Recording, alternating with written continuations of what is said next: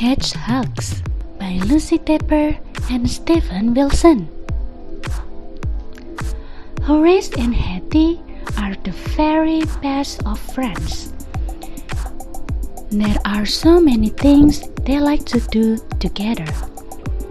They like to search for four-leaf clover in the meadow. They like to make daisy chains in the shade of the old oak tree. They like to splash in puddles on the lawn. And sometimes they like to have a tea party by the river. When Horace is busy, Hattie puts on her tutu and dances in the bluebells.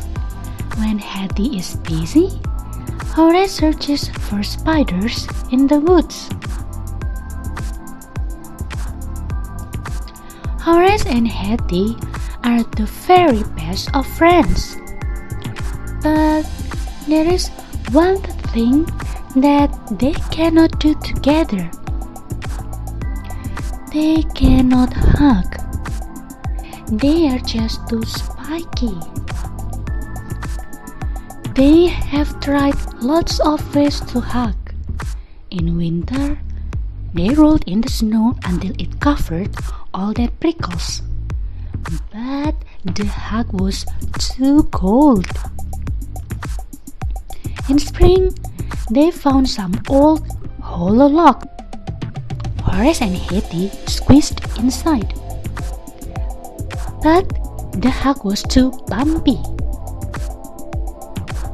In summer, they stuck strawberries on their spikes.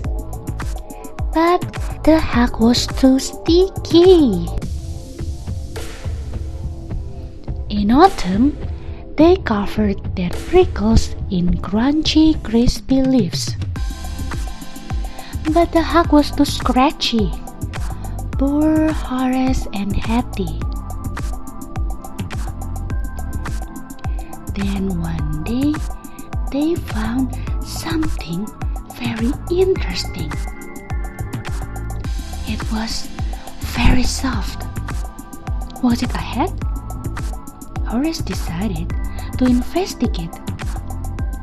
He wriggled and jiggled and nibbled.